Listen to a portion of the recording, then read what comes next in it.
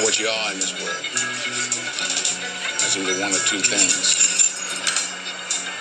Either you're somebody, ain't nobody. A lot of this is behind the scenes or under the hood. It's time to just look under the hood. No stone should be unturned. I don't even know what that means. Look under, I got an engine underneath my hood. The most important thing in business is honesty, integrity, hard work, family, never forgetting where we came from. Hey, pop the hood. Pop the hood? Pop the hood. Welcome to the Under the Hood podcast with Jonathan Hood.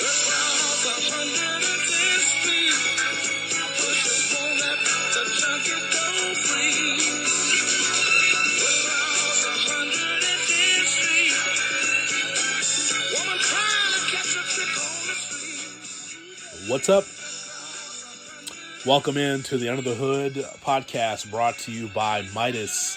Not just for brakes, oil, and tires, but everything else. Check out Midas, your local area Midas. Trust the Midas touch. It is me, your friend Jay Hood. And guess what? I'm off this week from ESPN 1000, and some of you have tweeted and hit me up on Instagram and asked me, hey, I didn't hear you this morning with David Kaplan on Monday morning. It was Courtney Cronin. And the reason why is because your boys got COVID. Yeah, I've got COVID. First it was Peacock, and now it's me. I've got COVID, so I'm doing this from the Hood Cave between doses of medicine and naps to just give you my thoughts on what's going on the Chicago sports landscape. I'm doing better. I found out on Saturday that I was positive for COVID, and I'm doing okay. Just a little bit of a head fog. Of course, if you listen to the show every morning, I do a David Kaplan between 7 and 10 on ESPN 1000 and on the ESPN Chicago app. I always sound like I'm in a fog, but a little bit more than normal right now. So hopefully by the end of this week, it'll be, I'll be feeling better, and I cannot wait to get back in the saddle with my guy Cap, because we are going to have a hellified, tremendous football season at ESPN 1000. Because not just for our morning show, but for our station. No matter what the results are on the field for the Bears, we look forward to bringing you Bears and football content. And I can speak for the show that I'm on with David Kaplan. We cannot wait to be able to give you as much football as you can stand. Bears, NFC North, football, college, everything else on this program. So I hope that you make us the routine that you need for football conversation on Cap and J Hood. So because I was not on, and I won't be on this week to talk about the Bears, I thought I would put it on this podcast. And I would ask you to subscribe to the Under the Hood podcast right here.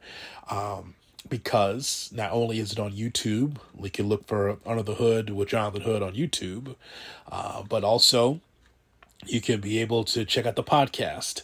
And the link is in the bio. So anytime that I might pop up with something, and immediate thoughts, whether it's on Instagram or right here, I want you to be able to get my immediate thoughts. So let me just go through the weekend real quick before I go back to bed. So first of all, with the Bears, they're always going to be the lead. There always will be the topic that galvanizes the city.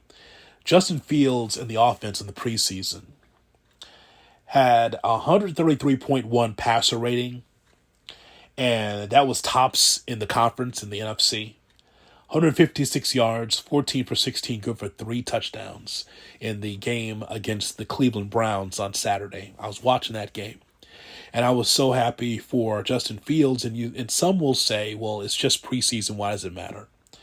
It matters because we didn't have many positive things to look at offensively with Justin Fields going 2-8.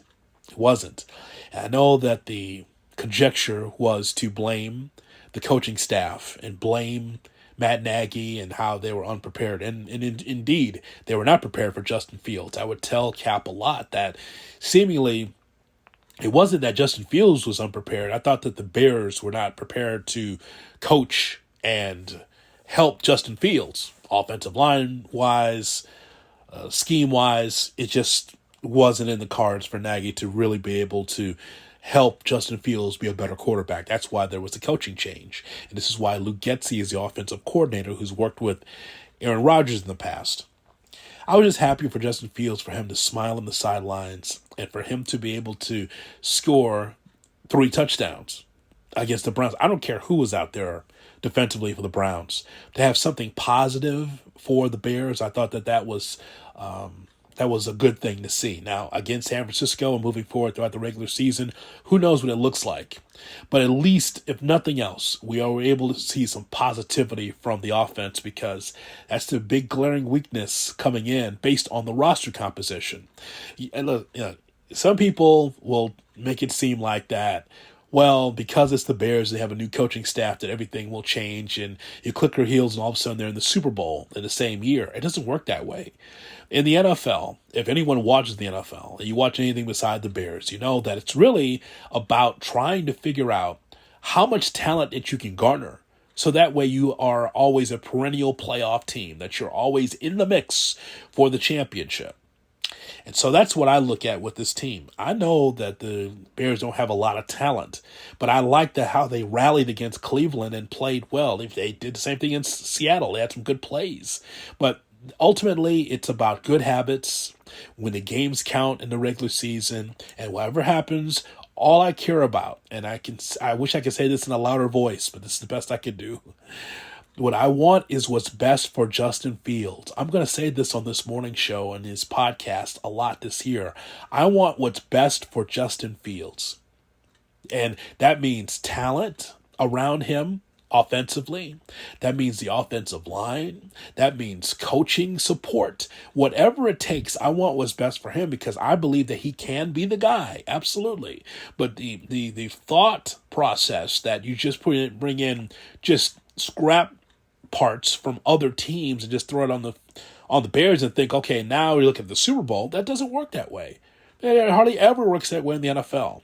So my whole thing is, I want what's best for Justin. That's all I care about. I'm going to say it 1,000,000 times, because that's the greatest asset that the Bears have right now. We don't know what Roquan Smith is going to be next year. I don't know what Robert Quinn, if he's going to be here for the long haul. But I know Justin Fields will.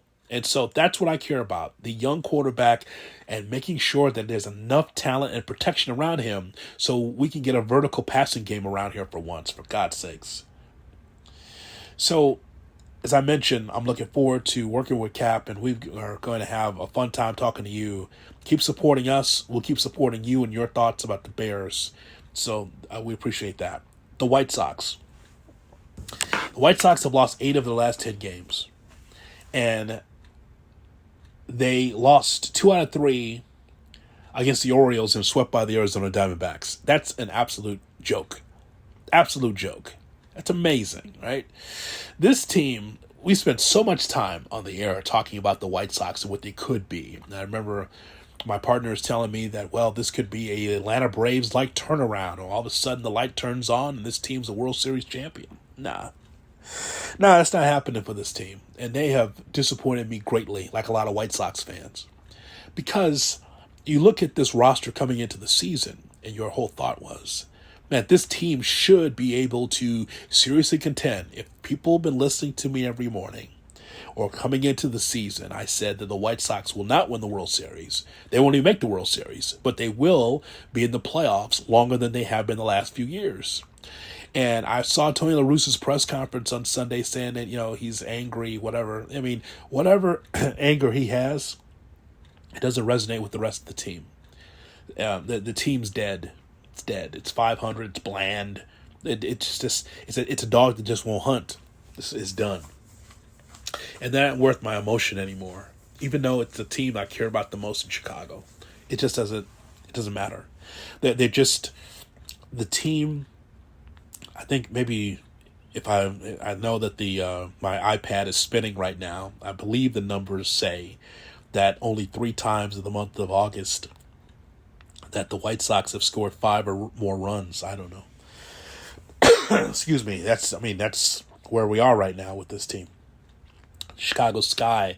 I've been a big proponent of the Chicago Sky and rooting I'm glad that there's a WNBA team in Chicago. I've always been a big proponent of theirs, and especially when the GOAT came to town and Candace Parker.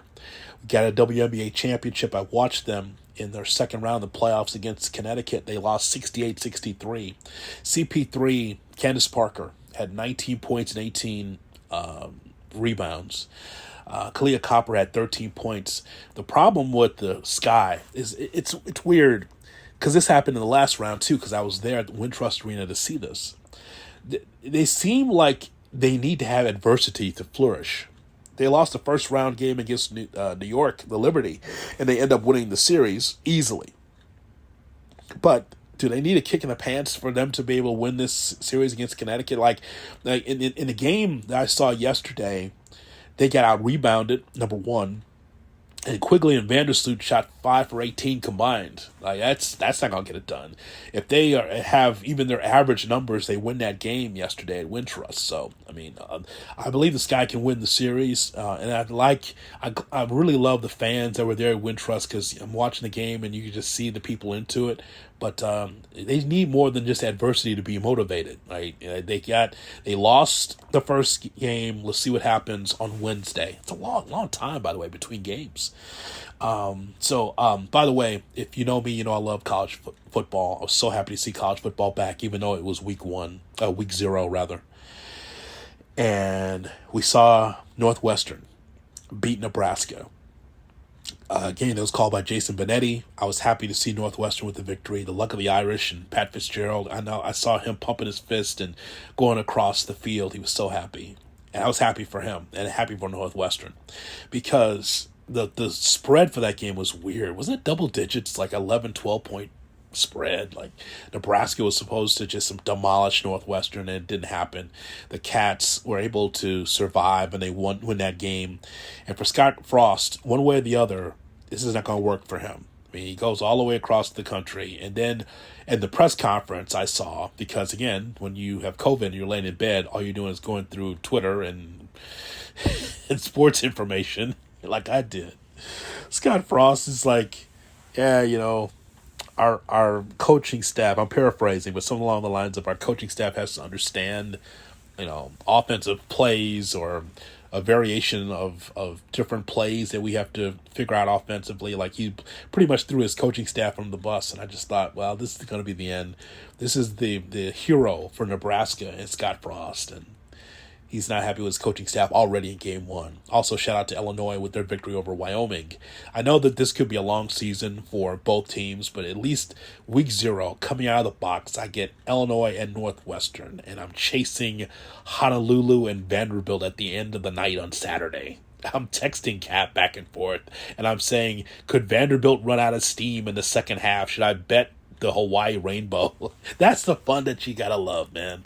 Little gambling and watching some college football, that was really cool. For you wrestling fans out there, Good Karma Wrestling, yes, the podcast will air on Thursday, 6 o'clock. If you know of a wrestling page, I don't like that in wrestling. Okay, well, someone you know likes pro wrestling, and someone you know doesn't even want to admit that they like pro wrestling. And so I want you to check out our Twitter feed at ESPN1000 on Twitter. And I want you to check out our show. I do it with Gabe Neitzel and Brian Rowitz, and we do a great job giving you the best in pro wrestling conversation.